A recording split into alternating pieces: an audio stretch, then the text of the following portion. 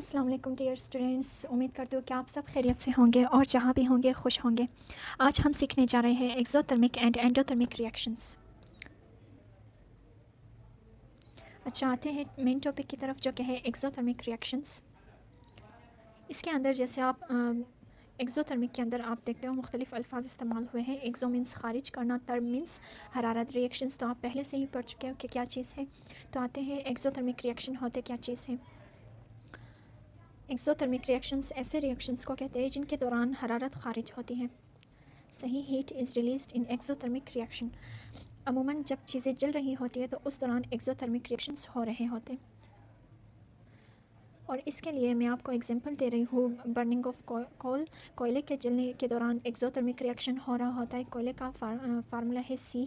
ये जब ऑक्सीजन के साथ रिएक्शन करते हैं तो कार्बन डाइऑक्साइड बनती है और हरारत खारिज होती है। यानी इसके दौरान आप देख सकते हो कि कार्बन और ऑक्सीजन जब आपस में रिएक्शन करते हैं तो इनके अंदर जो केमिकल एनर्जी होती है वो हीट एनर्जी में कन्वर्ट हो जाती है और हीट एनर्जी इर्द गिर्द के माहौल को गर्म आने पर आमादा कर लेते हैं। एक्सोथर्मिक रिएक्शन से मुराद ऐसे रिएक्शंस जिनके दौरान केमिकल्स जलते हैं और साथ ही साथ हरारत भी खारिज कर रहे हो, यानी इर्द गिर्द का माहौल गर्म आ रहे हो रिएक्शन के दौरान।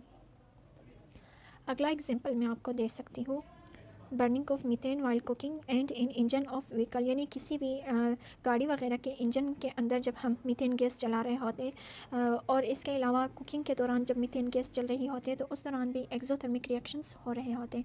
मीथेन गैस का फार्मूला है CH4। जब ये ऑक्सीजन जो माहौल में मौजूद होती है इसके साथ रिएक्शन करते हैं तो हमारे पास कार्बन डाइऑक्साइड, स्टीम और इसके अलावा हरारत खारिज होती है।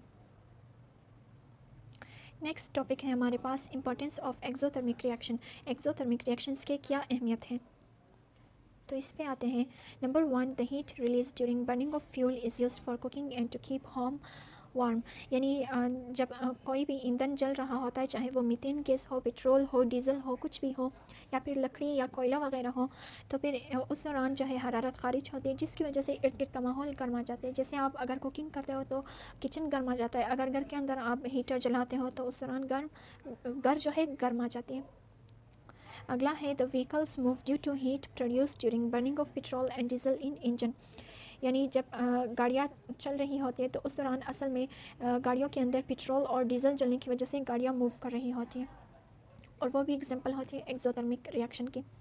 अगला है जब किसी भी बड़े चट्टान को तोड़ना हो या फिर जहाँ माइनिंग का काम हो रहे हो तो उस दौरान एक्सप्लोजिव्स यानी बम वगैरह या डायनामाइट का इस्तेमाल किया जाता है ताकि माइनिंग का काम आसानी से हो सके।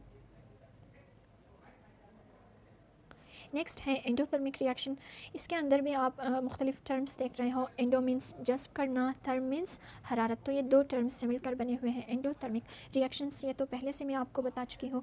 एंडोथर्मिक रिएक्शंस के दौरान हरारत जज्ब हो रही होती है, यानी किसी भी केमिकल को जब हम हरारत देते हैं तो वो गर्म आ जाती है और उसकी वजह से वो केमिकल या तो हिस्सों में बढ़ जाती है या फिर आपस में जो है रिएक्शन करके जुड़ जाती हैं। तो इस टाइप के रिएक्शंस को हम कहते हैं endothermic reactions. Carbon dioxide and lime are obtained by heating limestone calcium carbonate. यानी चूने का जो पत्थर होता है कैल्शियम कार्बोनेट, ये हमें हासिल होती है कार्बन डाइऑक्साइड और लाइम की वजह से। अच्छा, कैल्शियम कार्बोनेट का फार्मूला है CaCO3। इस दौरान जब हम इसे हीट देते हैं तो ये हरारत को जज्ब करती है और रिजल्ट में कैल्शियम ऑक्साइड और कार्बन डाइऑक्साइड बन जाती है। नेक्स्ट एग्जाम्पल जो मैं नीचे लिख रही हूँ वो है